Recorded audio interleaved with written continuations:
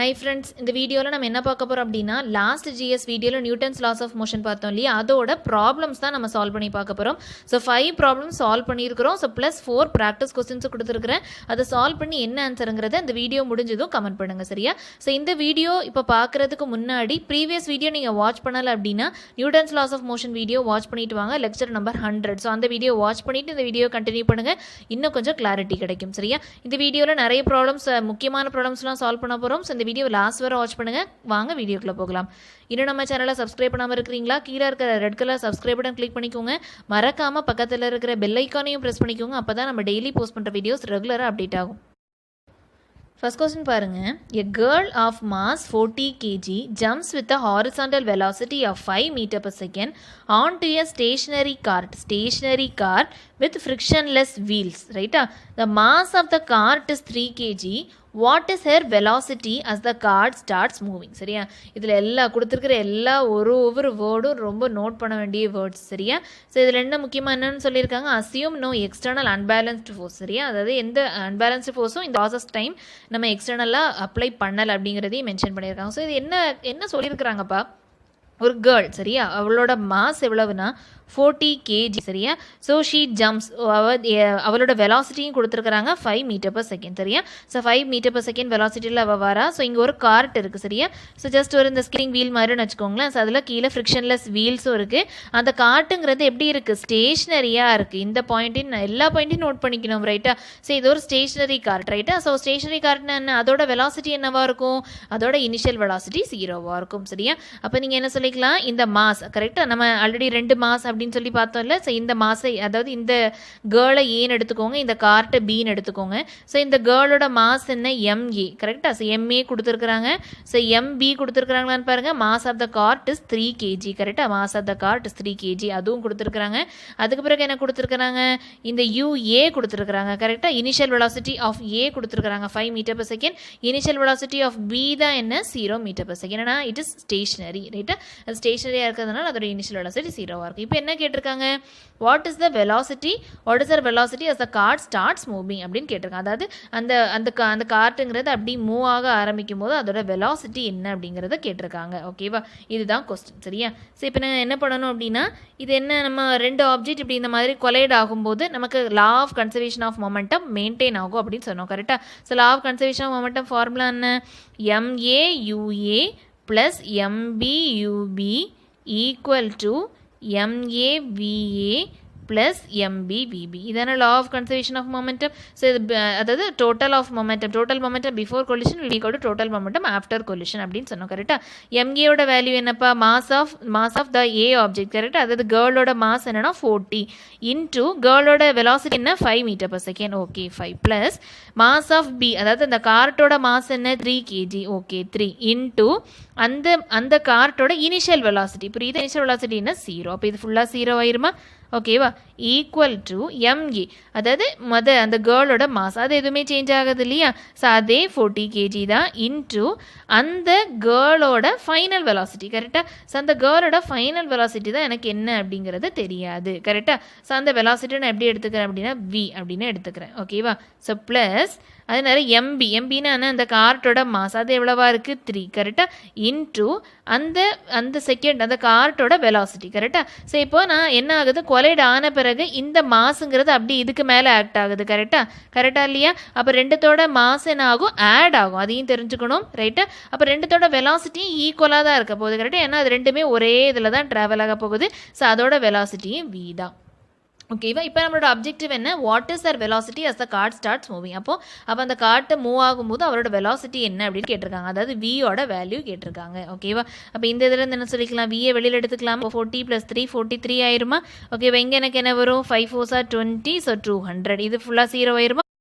So இங்கே என்ன வரும், V ஈக்குவல் டு 200/43 புரியுது. அப்போ 200/43னா எனக்கு என்ன ஆன்சர் வரும், 4.65 வெலாசிட்டியோட யூனிட் மீட்டர் per செகண்ட் அவ்வளோதான் புரியுதா. அப்போ இங்கே ஏன் ஒரே V எடுத்துருக்குறோன்னு தெரியுதுல்ல. ஸோ அந்த கார்ட்டுங்கிறது ஸ்டேஷனரியாக தான் இருந்து. ஸோ இந்த கேர்ளோட மாஸ், அந்த கேர்ளோட வெலாசிட்டி தான் அந்த கார்ட்டுக்கு மேலே ஆக்ட் ஆகும். ஸோ அப்போ அந்த கேர்ளோட வெலாசிட்டி என்னங்கிறது V நம்ம எடுத்துருக்குறோம். ஸோ அதே வெலாசிட்டியோட தான் அந்த கார்ட்டும் மூவ் ஆக போகுது ரைட்டா. ஸோ அதே தான் இங்கே நம்ம V அப்படிங்கிற மாதிரி எடுத்துருக்குறோம் சரியா. ஸோ v இன்ட்டு அந்த 40 + 3 43. ஸோ ரெண்டுத்தோட மாஸும் சேர்ந்து ஒரே வெலாசிட்டியில் மூவ் ஆகுது. ஓகேவா? ஸோ அது ஒரே டைரக்ஷனில் மூவ் ஆகுது அப்படிங்கிறது நமக்கு ஆன்சர்லேருந்தே தெரியுது. ஏன்னா வேல்யூ பாசிட்டிவாக இருக்குது. ரைட்டா? நெகட்டிவாக இருந்தது அப்படின்னா கார்ட் ஒரு டைரக்ஷனில் மூவ் ஆகுது அப்படின்னா அந்த கேர்ள் வேறு டைரக்ஷனில் மூவ் ஆகிட்டு இருக்கா அப்படிங்கிறது மீனிங். ஓகேவா? ஸோ இது ஃபர்ஸ்ட் கொஸ்டின். ரைட்டா? Second question பாருங்க. A constant force acts on an object of mass 5 kg for a duration of 2 seconds. ரைட்டா? ஸோ அந்த ஆப்ஜெக்டோட மாஸ் 5 kg, duration 2 seconds. அந்த ஆப்ஜெக்ட் அந்த ஃபோர்ஸ் அந்த ஆப்ஜெக்ட் மேலே ஆக்ட் ஆகுது. It increases the object's velocity from 3 meter per second to 7 meter per second. அப்போ initial velocity 3, final velocity 7 அப்படின்னு சொல்லிட்டாங்க. Find the magnitude of the applied force. So இது மூலமாக அந்த ஃபோர்ஸோட மேக்னிடியூட் என்ன அப்படிங்கிறது கேட்டிருக்காங்க. அதுக்கு பிறகு என்ன சொல்லியிருக்கிறாங்கன்னா அந்த ஃபோர்ஸை நான் duration 5 செகண்ட்ஸ் டியூரேஷனுக்கு நான் அப்ளை பண்ணேன். 5 செகண்ட்ஸ் டியூரேஷனுக்கு அதே ஃபோர்ஸ் ஆக்ட் ஆச்சு அப்படின்னா அப்போ ஃபைனல் வெலாசிட்டி என்ன அப்படிங்கிறது கேட்டிருக்காங்க. சரியா? சிம்பிளான கொஸ்டின் தான். ஸோ எல்லா டேட்டாவும் கொடுத்துருக்குறாங்க. ஸோ ஃபோர்ஸ் ஈக்குவல் டு என்ன m இன்ட்டு ஏ. கரெக்டாக? அதாவது m இன்ட்டு ஏன்னா என்ன v minus u by t. கரெக்டாக? ஸோ இதுதான் அதோட ஃபார்முலா. ஸோ நமக்கு எல்லா டேட்டாவும் தெரியும். எம்மோட வேல்யூ கொடுத்துருக்குறாங்கல்ல 5 kg இன்ட்டு வியோட வேல்யூ என்ன 7 மைனஸ் யூவோட வேல்யூ 3 டிவைடட் பை டியோட வேல்யூ 2. கரெக்டாக? So 5 into 7 minus 3 4 divided by 2. So இங்கே எனக்கு என்ன ஆன்சர் வரும்? 10 நியூட்டன். கரெக்ட்? அப்போ ஃபோர்ஸ் எவ்வளோ வந்துருச்சு எனக்கு? 10 நியூட்டன் அப்படின்னு சொல்லிட்டு எனக்கு வந்திருக்கு. ரைட்டா? இப்போ என்ன கேட்டிருக்காங்க? Now if the force was applied for a duration of 5 seconds. இப்போ இதே ஃபோர்ஸ் இந்த 10 நியூட்டன் ஃபோர்ஸை நான் டியூரேஷன் 5 செகண்ட்ஸ்க்கு அப்ளை பண்ணுறேன். ஸோ ப்ரீவியஸாக என்ன சொல்லியிருந்தாங்க? 2 செகண்ட்ஸ்க்கு அப்ளை பண்ணியிருக்கிறேன். எஃப் கண்டுபிடிங்கன்னு சொன்னாங்க. இப்போ இதே எஃப்க்கு டி 5 செகண்ட்ஸ் கொடுத்தோம் அப்படின்னா வெலாசிட்டி ஃபைனல் வெலாசிட்டி என்ன அப்படின்னு கேட்டிருக்காங்க. What it be the final velocity of the object. இதுவும் ஈஸி தான். அதே ஃபார்முலா தான் F equal to m into v minus u by t. இந்த ஃபார்முலா நமக்கு தெரியும். கரெக்டாக? நமக்கு எஃப் தெரியும், எம் தெரியும், யூ தெரியும், டி தெரியும், வி கேட்டிருக்காங்க. அவ்வளோதான். ஸோ இந்த இக்குவேஷன்லேருந்து நான் வியை கண்டுபிடிச்சிடலாமா? So F equal to m v minus m u by t. கரெக்டாக? ஸோ இதில் என்ன சொல்லிக்கலாம்? F t equal to m v minus m u. So நமக்கு வி தானே வேணும். So m v equal to F t plus m u. So v equal to F t by m plus u. இப்படி சொல்லிக்கலாமா? So we மட்டும் தனியாக எப்படி எழுதிக்கலாமா? ஐ மீன் இது ஆக்சுவலாக v equal to F t plus m u whole divided by m n வரும். இது தனித்தனியாக நான் டிவைட் பண்ணேன்னா எனக்கு என்ன ஒரு F t by m plus u அப்படிங்கிறது வந்துடும். சரியா? இதுதான் ஃபைனல் வெலாசிட்டியோட formula in terms of force and initial velocity mass. ரைட்டா? இப்போ சப்ஸ்டிட் பண்ணலாமா? இப்போ v ஈக்குவல் டு ஃபோர்ஸோட வேல்யூ என்ன கொடுத்துருக்குறாங்க? நமக்கு கிடைச்ச ஃபோர்ஸ். கரெக்டாக? அதாவது 10 நியூட்டன். ஸோ 10 இன்ட்டு டைம் என்ன சேஞ்ச் பண்ண சொல்லியிருக்கிறாங்க 5 டிவைடட் பை மாஸ் என்ன 5. கரெக்டாக? ப்ளஸ் இனிஷியல் வெலாசிட்டி என்ன 3. ரைட்டா? அவ்வளோதான். ரைட்டா? இது கேன்சல் ஆயிருமா? ஸோ 10 ப்ளஸ் 3 எனக்கு என்ன ஆன்சர் வரும்? 13 metre per second. So duration 5 seconds நான் அதே ஃபோர்ஸ் ஆக்ட் ஆச்சு, அதாவது 10 நியூட்டன் ஃபோர்ஸ் ஆக்ட் ஆச்சு அப்படின்னா அதோட ஃபைனல் வெலாசிட்டி என்னவாக இருக்கும்? 13 மீட்டர் பர் செகண்டாக இருக்கும். அடுத்த கொஸ்டின் பாருங்க. Which would require a greater force. So இந்த ரெண்டு சினாரியோ கொடுத்துருக்காங்க. எதுக்கு அதிகமான ஃபோர்ஸ் தேவைப்படும் அப்படிங்கிறது கேட்டிருக்காங்க. ஸோ ஃபர்ஸ்ட் சினாரியோ பாருங்க. ஆக்சலரேட்டிங் எ 2 kg மாஸ். ஸோ என்ன கொடுத்துருக்காங்க? 2 kg மாஸ்ன்னு கொடுத்துருக்காங்க. அட் ஆக்சலரேஷன் என்ன கொடுத்துருக்காங்க? 5 மீட்டர் பர் செகண்ட் ஸ்கொயர் அப்படின்னு கொடுத்துருக்காங்க. ரைட்டா? இது ஒரு கேஸ். ரெண்டாவது கேஸ் என்ன? ஸோ அதோட மாஸ் என்ன கொடுத்துருக்காங்க? 4 kg mass at an acceleration of 2 metre per second square அப்படின்னு கொடுத்துருக்காங்க. ஸோ இதான் ரெண்டு சினாரியோ. ஸோ எதுக்கு அதிகமான ஃபோர்ஸ் தேவை? ஒன்றுமே இல்லை. ஸோ இதோட ஃபோர்ஸ் எவ்வளோவா இருக்குது? F equal to m into a. கரெக்டாக? ஸோ 2 × 5. இப்போ எனக்கு என்ன ஆன்சர் வரும்? 10 நியூட்டன். கரெக்டாக? அது கிலோகிராம் மீட்டர் பர் செகண்ட் ஸ்கொயரோட ஸ்டாண்டர்டான வேல்யூ நியூட்டன். ரைட்டா? அடுத்தது பார்த்தீங்க அப்படின்னா m2 இங்கே a2. கரெக்டாக? So F equal m into a. கரெக்டாக? அப்போ F2 ஈக்குவல் டு 4 × 2. அப்போ எனக்கு என்ன வரும்? 8 newton. So F1 equal to 10 newton, F2 equal to 8 newton. அப்போ which requires a greater force? First scenario requires a greater force. அவ்வளோதான். So இந்த மாதிரி கேட்டாங்கன்னா இப்படி ஈஸியாக எழுதிடலாம். சப்போஸ் வெலாசிட்டி கொடுத்து அந்த மாதிரி கூட கேட்கலாம். ஃபைனல் இனிஷியல் வெலாசிட்டி கொடுத்து அப்படி கூட கேட்கலாம். அப்படின்னா இந்த m into v minus u by t அந்த ஃபார்முலா யூஸ் பண்ணிக்கலாம். ஆக்சலரேஷன் டைரெக்டாக கொடுத்தா டைரெக்டாகவே யூஸ் பண்ணிக்கலாம். சரியா? Fourth question பாருங்க. A force of 5 Newton gives a mass m1 an acceleration of 10 meter per second square and a mass m2 an acceleration of 20 meter per second square. What acceleration would it give if both the masses were tied together? எப்பவுமே question பார்த்து decide பண்ணக்கூடாது. அப்படி நீங்கள் டயக்ராமேட்டிக்காக போடுங்க, உங்களுக்கு ஈஸியாக understand ஆகும். சரியா? ஸோ ஒரு மாஸ் m1 அப்படிங்கிற ஒரு மாஸ் இருக்குது. ஸோ அதில் நான் ஒரு ஃபோர்ஸ் 5 நியூட்டன் கொடுக்குறேன். அப்போ என்னோட ஆக்சலரேஷன் என்ன வருது அப்படின்னா 10 மீட்டர் per செகண்ட் ஸ்கொயர் வருது சரியா. அதே நேரம் இன்னொரு மாஸ் m2 மேலே அதே ஃபோர்ஸ் 5 நியூட்டன் கொடுத்தோம் அப்படின்னா எனக்கு எவ்வளவு ஆக்சலரேஷன் வருது அப்படின்னா 20 மீட்டர் per செகண்ட் ஸ்கொயர் ஆக்சலரேஷனில் மூவ் ஆகுது சரியா. இப்போ என்ன கேட்டிருக்காங்க அப்படின்னா இப்போ இந்த ரெண்டு மாஸ் அதாவது m1 m2 அது ரெண்டு மாசையும் நான் டைப் பண்ணுறேன் அப்படின்னா என்ன m1 + m2 அது ரெண்டு வெயிட்டும் ஆட் ஆயிரும் இல்லையா. அப்படி டைப் பண்ணும்போது நான் இதே ஃபோர்ஸ் 5 நியூட்டன் கொடுக்கும்போது எனக்கு என்ன ஆக்சலரேஷன் கிடைக்கும் அதுதான் கொஸ்டின் சரியா இல்லையா.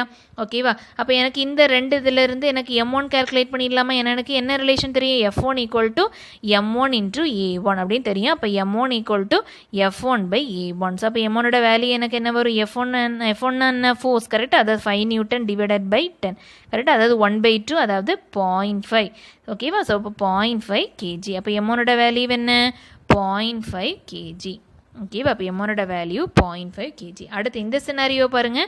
ஸோ இது ரெண்டுத்துலேருந்து நான் m2 கண்டுபிடிச்சிடலாம். எழுதுகிறேன் m2 = f அதாவது 5/20 கரெக்டாக அதாவது 1/4 வரும். ஸோ m2 = 0.25 kg கரெக்டாக.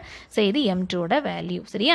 இப்போ என்ன சொல்லியிருக்கிறாங்க ரெண்டுத்தையும் சேர்த்து டைப் பண்ணியிருக்கிறாங்களாமா. அதாவது 0.5 + 0.25 கரெக்டாக அதாவது என்ன 0.75 kg இப்போ மூவ் பண்ணி ஆகணும் சரியா. 0.75 kg அதே ஃபோர்ஸ் 5 நியூட்டன் கொடுக்கும்போது எவ்வளவு ஆக்சலரேஷன் வரும் என்ன பண்ணிக்கலாம். ஸோ இதிலிருந்து ஆக்சலரேஷன் கண்டுபிடிக்கணும். எனக்கு மாஸும் தெரியும் ஃபோர்ஸும் தெரியும். ஸோ ஃபோர்ஸ் = m × a என்ன கண்டுபிடிக்க சொல்லியிருக்கிறாங்க a கண்டுபிடிக்க சொல்லியிருக்கிறாங்க. So f/m. ஸோ எஃபோட வேல்யூ என்ன 5/0.75 நீங்கள் சால்வ் பண்ணிங்க அப்படின்னா உங்களுக்கு 6.67 நியூட்டன் வரும். 6.67 மீட்டர் per செகண்ட் ஸ்கொயர் வரும். ஆக்சலரேஷன் இல்லை ஓகேவா. So acceleration = 6.67 metre per second square. அடுத்த கொஸ்டின் பாருங்க. A bullet of mass 20 kg is horizontally fired with the velocity of 150 meter per second from a pistol of mass 2 kg. What is the recoil velocity of the pistol? சரியா. இதுவும் law of conservation of momentum தான். பார்த்தாலே தெரியல ரெண்டு object கொடுத்துருக்குறாங்க. ஒன்று அந்த pistol so இன்னொன்று அந்த பிஸ்டலுக்குள்ளே இருக்கிற புல்லட். அந்த புல்லட்டோட மாஸ் என்ன அப்படின்னா 20 kg ரைட்டா. ஸோ அந்த புல்லட்டோட மாஸ் என்னன்னா 20 kg. ஸோ அதை நான் எம்ஏன்னு எடுத்துக்குவா ஓகேவா. அதே நேரம் அதோட வெலாசிட்டி சரியா. அதோட வெலாசிட்டி என்ன அப்படின்னா 150 மீட்டர் per செகண்ட். ஸோ ரெண்டுமே இனிஷியலாக ரெஸ்ட்டில் தானே இருக்கும். ஸோ யூஏ யூபி ரெண்டுமே 0 தான் கரெக்டாக. ஸோ ரெண்டுமே இனிஷியலாக ரெஸ்ட்டில் தான் இருக்கும். ஸோ ரெண்டுத்தோட இனிஷியல் வெலாசிட்டியும் 0 தான். அதே நேரம் இந்த புல்லட்டோட ஃபைனல் வெலாசிட்டி என்ன அப்படின்னா 150 மீட்டர் per செகண்ட் கரெக்டாக. அது ஃபயர் பண்ணும்போது என்ன வெலாசிட்டியோ அது தானே ஃபைனலாக இருக்கும். ஸோ அதுதான் 150 metre per second final velocity சரியா. அதே நேரம் என்ன கேட்டிருக்காங்க அப்படின்னா அந்த பிஸ்டலோட ரீகாயில் வெலாசிட்டி என்ன அப்படிங்கிறது கேட்டிருக்காங்க. அதாவது அந்த பிஸ்டலோட ஃபைனல் வெலாசிட்டி என்ன அப்படிங்கிறது கேட்டிருக்காங்க அவ்வளோதான் சரியா. அப்போ லா ஆஃப் கன்சர்வேஷன் மட்டும் யூஸ் பண்ணிக்கலாமா ஓகேவா. அதே நேரம் அந்த பிஸ்டலோட மாஸும் கொடுத்துருக்குறாங்க இல்லையா. ஸோ எம்பியோட மாஸ் கொடுத்துருக்குறாங்க 2 kg சரியா. ஸோ இங்கே 20 kg கொடுக்கல 20 கிராம் கொடுத்துருக்குறாங்க சரியா. ஸோ 20 கிராம் சரியா. ஆல்ரெடி பிஸ்டலே 2 கிலோகிராம் அப்போ எப்படி புல்லட் 20 கிலோகிராமாக இருக்கும் ரைட்டா. ஸோ இந்த மாஸுங்கிறது எவ்வளோ கொடுத்துருக்குறாங்க அப்படின்னா 20 கிராம் சரியா. ஸோ 20 கிராம் ரைட்டா. ஸோ இதிலேருந்து கிலோகிராமுக்கு கன்வெர்ட் பண்ணிடலாமா. ஸோ ஜஸ்ட் கிலோகிராம்லேருந்து கிலோகிராம் கன்வெர்ட் பண்ணி ஜஸ்ட் டிவைடட் பை 1000. ஸோ எனக்கு என்ன ஆன்சர் வரும் 0.02 kg வரும் கரெக்டாக இல்லையா. ஓகேவா. டிவிஷன் தெரியும் இல்லையா. ஃப்ராக்ஷன் டிவிஷன் ஆல்ரெடி நம்ம ஆப்டிடியூடில் பார்த்தோம்ல. ஸோ 0.02 kg வரும் ஓகேவா. அதே நேரம் செகண்ட் அந்த இண்டிவிஜுவல் அந்த பிஸ்டலோட மாஸ் என்னன்னா 2 கிலோகிராம் சரியா. அந்த சின்ன புல்லட்டோட மாஸ் 0.02 kg சரியா. இப்போ சால்வ் பண்ணலாமா. ஸோ லா ஆஃப் கன்சர்வேஷன் மாவட்டம் என்ன சொல்லுது MA × UA + MB × UB = MA × VA plus MB into VB கரெக்டாக. So momentum before collision equal to momentum after collision. So எம்ஏயோட வேல்யூ என்ன 0.02 இன்ட்டு ரெண்டுத்தோட இனிஷியல் வெலாசிட்டி 0 தான் கரெக்டாக. அதே மாதிரி தான் இங்கே. அப்போ மொத்தமாக இந்த டேர்ம் 0 ஆயிரும் equal to MA into VA கரெக்டாக. அப்போ 0.02 இன்ட்டு VAவோட வேல்யூ என்ன 150 மீட்டர் per செகண்ட் கரெக்டாக. ப்ளஸ் எம்பி என்ன 2 kg கரெக்டாக. 2 kg இன்ட்டு அதோட ஃபைனல் வெலாசிட்டி தான் கொஸ்டினில் கேட்டிருக்காங்க. ஸோ விபி அப்படியே வச்சுக்கலாம் ஓகேவா. இப்போ இந்த டேர்ம் ஃபுல்லாக 0 ஆகிடுச்சு.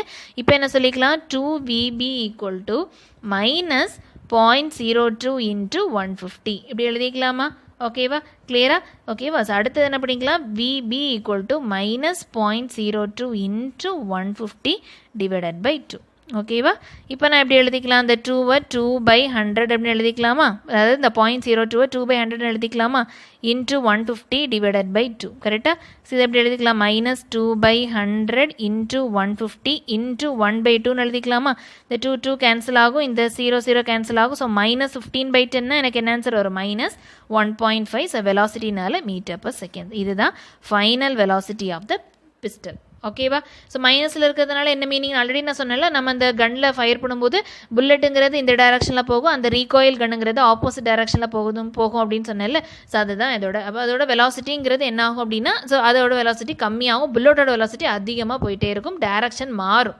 ரீகாயிலோட வெலாசிட்டியோட டைரக்ஷன் மாறும் அதனால தான் அந்த மைனஸ் சைன் புரியுதா இல்லையா ஸோ இதுதான் அந்த 5th ப்ராப்ளம் ஓகேவா ஸோ இந்த மாதிரி லா ஆஃப் கன்சர்வேஷன் மொமெண்டம்லேருந்து அடிக்கடி கேட்குறாங்க அதே மாதிரி இந்த F = mn/t அதாவது செகண்ட் லா ஆஃப் மோஷன் அதுலேருந்து அடிக்கடி கேட்குறாங்க ஸோ செகண்ட் தேர்ட் லா ரொம்ப ரொம்ப முக்கியம் ரிலேட்டட் டு ப்ராப்ளம்ஸ் ஓகேவா லாஸ்ட்டாக ப்ராக்டிஸ் கொஸ்டின்ஸ் 4 ப்ராக்டிஸ் கொஸ்டின்ஸ் கொடுத்துருக்கிறேன் எல்லாமே நம்ம இன்னைக்கு சால்வ் பண்ண மாடல் தான் ஸோ ட்ரை பண்ணி என்ன ஆன்சருங்கிறத கமெண்ட் பண்ணுங்கள் சரியா ஸோ ஃபஸ்ட் கொஸ்டின் பாருங்கள் இந்த ரைஃபிள் கொஸ்டின் ஸோ மாஸ் கொடுத்துருக்காங்க புல்லட்டோட மாஸும் கொடுத்துருக்காங்க இனிஷியல் வெலாசிட்டி கொடுத்துருக்காங்க ஃபைனல் ரீகாயில் வெலாசிட்டியாவது ரைஃபிள் கேட்டிருக்காங்க லாஸ்ட்டாக பண்ணோம்ல அதே ப்ராப்ளம் தான் ஓகேவா செகண்ட் பாருங்க an automobile vehicle has a mass of 1500 kg what must be the force between the vehicle and the road if the vehicle is to be stopped with a negative acceleration of 1.7 meter/second². சரியா negative acceleration அப்படின்னு கொடுத்துருக்காங்க so ஸ்டாப்னாலே கண்டிப்பாக negative acceleration தானே ரைட்டா so அது 1.7 acceleration கொடுத்துருக்காங்க mass கொடுத்துருக்காங்க force கேட்டிருக்காங்க அவ்வளோதான் F = mn/a ஏங்கிறது நெகட்டிவ் அதை மறந்துடக்கூடாது ஸோ ஃபோர்ஸுங்கிறது நெகட்டிவ் என்ன மீனிங் அப்படின்னா ஆப்போசிட் டைரக்ஷனில் அந்த ஃபோர்ஸ் அப்ளை ஆகிட்டே இருக்குது அப்படிங்கிறது மீனிங் அப்ளைட் ஃபோர்ஸ்க்கும்